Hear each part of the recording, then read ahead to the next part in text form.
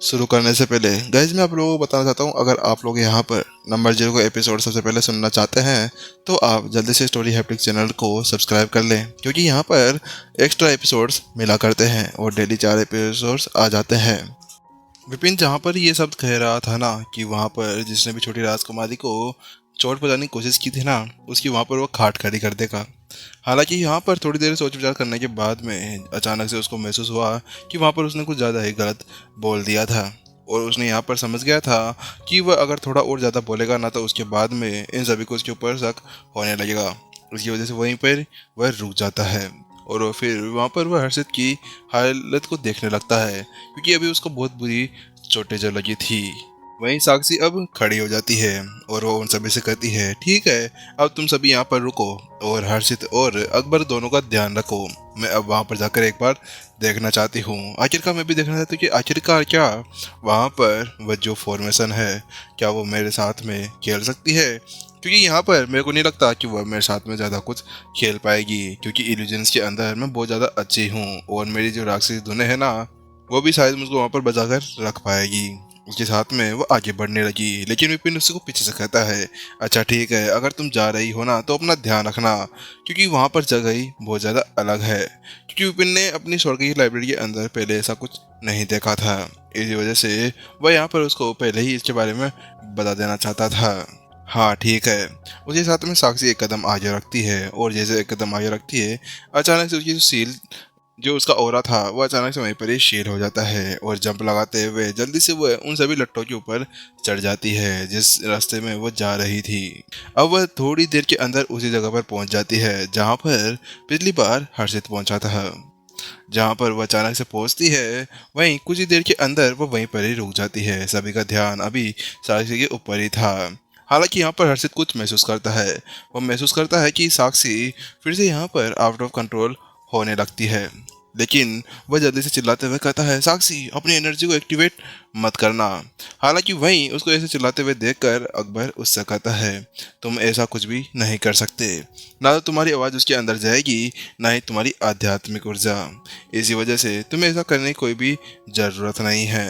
हालांकि जहाँ पर वो इसी तरह से बातें कर रहे थे अचानक से बूम, फिर से साक्षी उछलकर पीछे आ जाती है पापा की परी बनकर। उसकी भी हालत अभी अकबर और हर्षित की तरह हो चुकी थी। वो फॉर्मेशन ऐसा बिल्कुल भी नहीं देख रही थी कि आने वाला लड़का था या लड़की, जो भी वहाँ पर आ रहा था उनको वो अच्छे से सबक सिखाकर वहाँ से पीछे फेंक रही थी। वहीं साक्षी को ऐसा करते हुए देखकर जल्दी से हर्षित उससे पूछता है, क्या तुम ठीक हो? तुम्हें आखिरकार कौन सा इल्यूजन वहाँ पर दिखा था? वहीं उसकी बात सुनने के बाद में साक्षी ने कहा, बात कुछ ऐसी है जैसे वहाँ पर मैं अंदर घुसी ना तो उसके साथ में मैं वहाँ से टेलीपोर्ट होकर दूसरी जगह पर चली गई थी। क्या दूसरी जगह पर चली गई थी? लेकिन ऐसा कैसे हो सकता है? तुम तो हमारे सामने खड़ी थी। मुझे नहीं पता, लेकिन मेरे को तो अलग ही इल्यूजन दिख रहा था। मैं वहाँ पर देख रही थी कि मेरे सामने कई सारे बीस्ट थे जो एक जगह पर इकट्ठा थे। हालांकि जब मैं उनके पास में गई तो मैंने देखा कि वहाँ पर एक बच्चा खड़ा था और एक बीस्ट उसकी गर्दन काटने के लिए वहाँ पर तैयार खड़ा था। हालांकि वहाँ पर अब मेरे से नहीं रहा गया। मुझे पता था कि ये इल्यूजन है, लेकिन फिर भी मैं अपने आप को नहीं रोक पाई और मैं आगे बढ़ी उसको बचाने के लिए। उसी चक्कर में मेरी जो एनर्जी थी वहाँ पर एक्टिवेट हो गई और उसी के चलते हुए मेरे को पीछे से वहाँ पर फेंक दिया गया था। ओह अच्छा ऐसी बात है। वहीं जैसे ही साक्षी ने वो शब्द गए थे उसी साथ में हर्षित ने अपना सिर हिला दिया। अब विपिन वहां पर खड़ा हो चुका था। वह उन सभी से कहता है, ठीक है अब मेरे को एक बार जाकर देखना चाहिए। हालांकि उससे पहले वह फारिस से एक बात पूछना चाहता था, फारिस क्या एक बार तुम अंदर देख सकते हो कि अंदर वह जो फल है वह असली है या नकली? क्योंकि हमें सभी को यहाँ पर एक इल्यूजन दिख रहा है, क्या पता जो हमारे सामने है वह एक इल्यूजन है या कोई झूठ है या कोई सच है। इसी वजह से तुम्हें एक बार चेक कर लेना चाहिए। वहीं विपिन की बात सुनने के बाद में फारिस ने कहा, हाँ हाँ ठीक है मैं एक बार करता हूँ। जिसके बाद फिर से वो अपनी ब्लड लाइन का एक्टिवेट कर लेता है और अचानक से उसके अंदर से एक और आंख निकल कर ऊपर चली जाती है और वो अब उसी दिशा के अंदर देखने लगती है जहाँ पर अभी वह डोंगरेश्वर लोकी खड़ी हुई थी। थोड़ी देर वहां पर देख करने के बाद में जो फारिस था उसने अपने निराशा से सिर हिला दिया और उसने कहा, मुझे उसके अंदर कोई भी चीज़ महसूस नहीं हो रही। ऐसा लग रहा है जैसे कि वो वहाँ पर नकली है। क्या तुम्हें भी इसके पता नहीं चला? लेकिन विपिन जैसे वो बात सुनता है तो वो भी थोड़ा सा निराश हो जाता है, क्योंकि उसने वास्तव में ऐसा कुछ नहीं सोचा था कि वहाँ पर अभी जो फारिस था वो भी उसका कोई पता नहीं लगा पाएगा। चलो ठीक है, अब मुझे ऐसा लगता है कि मुझे वहाँ पर जाकर देखना चाहिए, उसने सभी से कहा।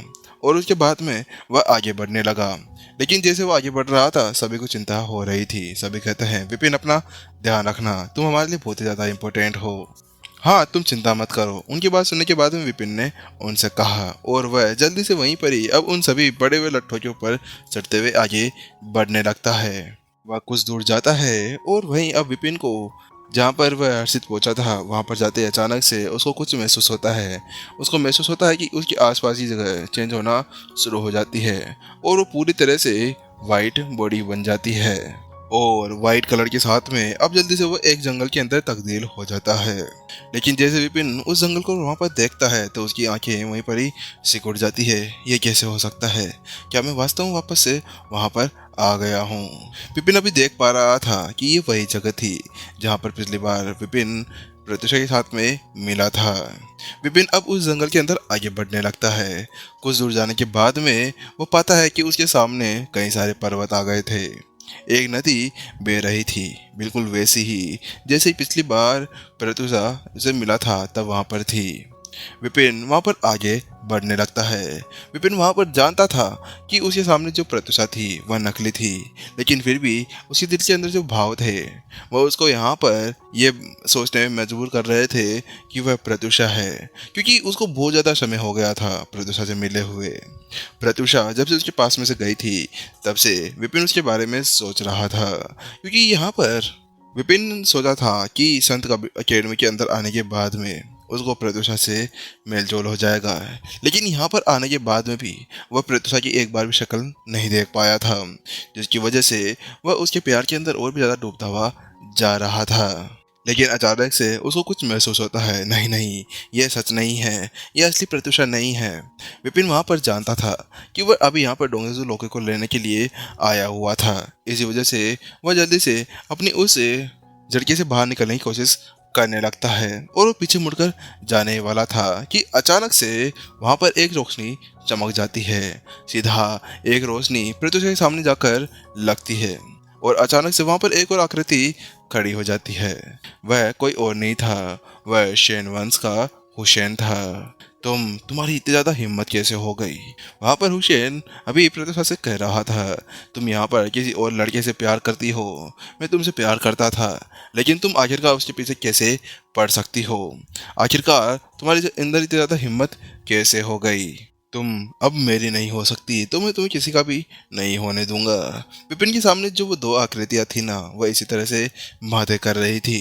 वहां पर विपिन को बिल्कुल भी महसूस या बिल्कुल भी भरोसा नहीं हो रहा था, लेकिन उसका अब गुस्सा वहां पर बढ़ने सा लगा था। विपिन जो गुस्सा था अब उसको संभाल पाने में असमर्थ था। जल्दी से वह आगे बढ़ने लगता है। जो उसकी झेंकी थी धीरे धीरे वहां पर काबू से बाहर होने लगती है। हालांकि जिससे पहले कि वो वहां पर उस प्रत्युषा के पास में जा पाता, जो सस्ती या झूठ इसका तो उसको भी नहीं पता था। विपिन जल्दी से आगे बढ़ने लगता है, लेकिन अचानक से उसको दिमाग के अंदर एक झटका लगता है। वह स्वर्ग की लाइब्रेरी थी, उसके अंदर घंटियां बजने लगती है। विपिन अचानक से अपने उस झटके से बाहर निकल आता है। जो इल्यूजन अभी उसको दिखाया जा रहा था, विपिन ने अपना माथा पकड़ लिया। मेरा सर बहुत तेज दर्द हो रहा है।